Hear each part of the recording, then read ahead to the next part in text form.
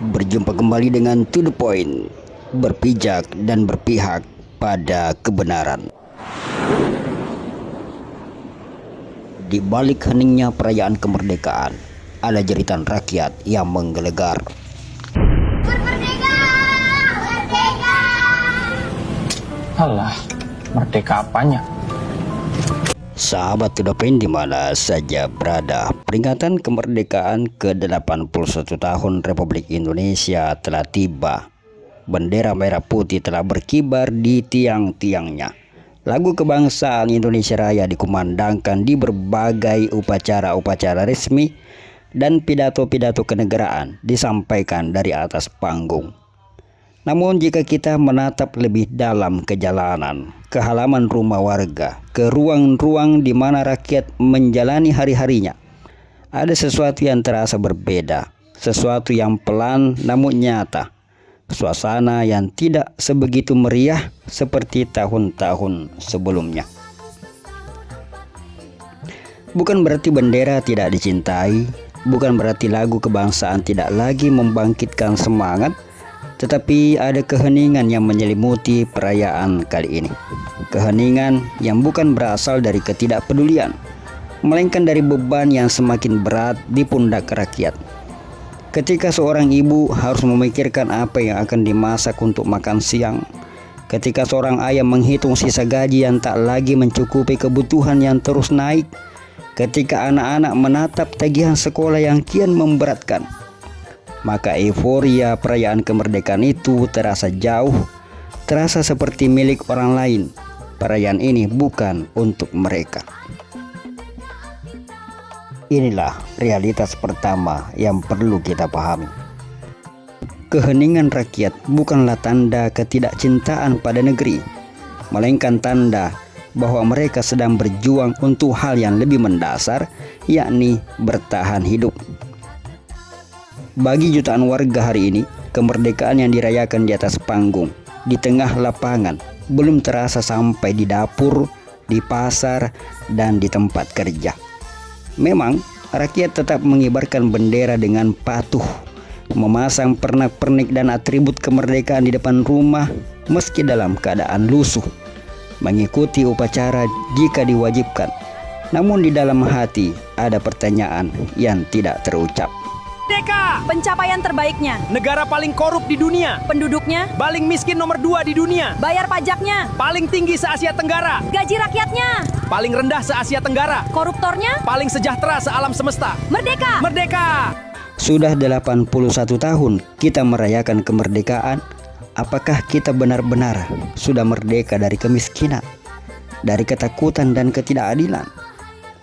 Kita tidak boleh menyalahkan rakyat yang memilih bekerja daripada berbaris dalam gerak jalan.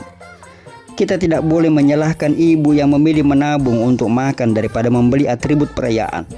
Itu bukan ketidakpedulian. Itu adalah prioritas hidup yang dipaksakan oleh realitas yang belum berubah. Kemerdekaan yang belum mampu memberi makan rakyat adalah kemerdekaan yang belum selesai sepenuhnya.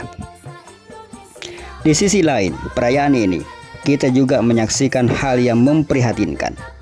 Di beberapa daerah, ada pesta perayaan yang berubah menjadi pemandangan tidak sopan. Peserta yang mengikuti gerak jalan mengenakan pakaian yang terlalu minim, menyingkap roknya di hadapan tontonan warga yang berbaris di tepi jalan, sehingga pakaian dalamnya terlihat jelas. Kegiatan yang kemudian menghasilkan cibiran dan cemoohan, dan banyak yang langsung menghakimi sebagai perilaku yang tidak bermoral dan merusak tatanan. Memang benar, apabila dilihat dari norma kesopanan dan tata krama, hal itu sangat keliru dan tidak pantas. Namun, jika kita berhenti sejenak untuk memahami lebih dalam, ada kemungkinan perilaku itu bukan sekadar ketidaksopanan semata. Bisa jadi itu adalah jeritan hati yang tidak punya saluran lain ketika suara rakyat tidak didengar di ruang-ruang kebijakan, ketika tulisan mereka dibungkam, dan ketika kritikan dianggap sebagai makar dan kejahatan. Ketika keluhan rakyat dijawab dengan pidato-pidato kosong, maka emosi yang tertahan itu mencari jalan keluarnya sendiri. dan seringkali keluar dalam bentuk yang berantakan dan tidak teratur. Sebagaimana anak kecil yang tidak mampu menyampaikan kesedihannya dengan kata-kata yang baik, lalu ia menangis keras atau merusak barang-barang di sekitarnya. Bukan karena ia jahat, melainkan karena ia tidak punya cara lain untuk membuat orang dewasa memperhatikan rasa sakitnya. Demikian pula perilaku yang tidak sopan itu bisa jadi adalah bahasa protes yang terdistorsi. Mereka tidak bisa berkata, "Kalian tidak adil, kalian tidak jujur." Maka mereka menunjukkannya dengan cara yang sama berantakannya. Seakan-akan mereka ingin mengatakan, "Lihatlah negeri ini telah berantakan. Dan inilah cerminan dari kepemimpinan yang kalian jalankan."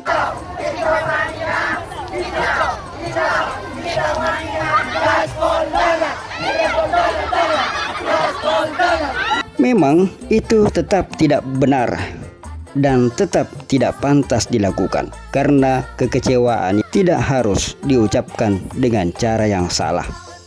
Pesan yang seharusnya disampaikan justru menjadi kabur ketika disampaikan dengan cara yang mempermalukan diri sendiri. Yang seharusnya menggugah kesadaran justru berubah menjadi bahan cemoohan. Namun, bagi para pemimpin negeri, perilaku itu seharusnya bukan sekadar dihakimi sebagai pelanggaran kesopanan, melainkan dipahami sebagai gejala bahwa ada sesuatu yang rusak dalam hubungan antara pemerintah dan rakyatnya. Maka ada 3 pesan mendalam yang ingin kami sampaikan dalam peringatan kemerdekaan ke-81 tahun ini. 3 pesan yang lahir dari keheningan dan kekacauan yang kita saksikan bersama. Pertama, lihatlah keheningan rakyat bukan sebagai ketidakpedulian, melainkan sebagai cerminan realitas kehidupan yang semakin berat.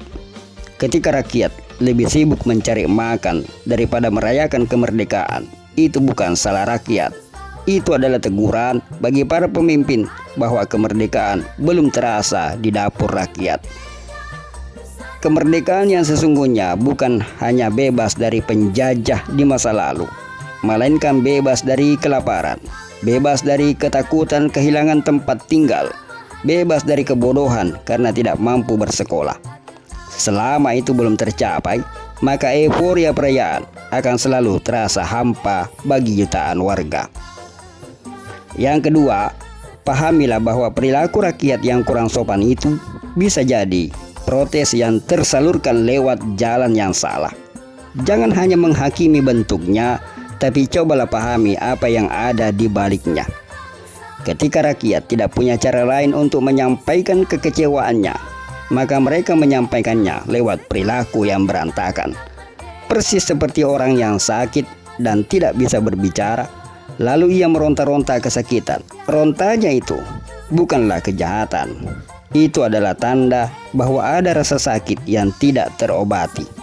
Tugas pemimpin bukan sekadar melarang meronta-ronta, tapi menyembuhkan rasa sakitnya.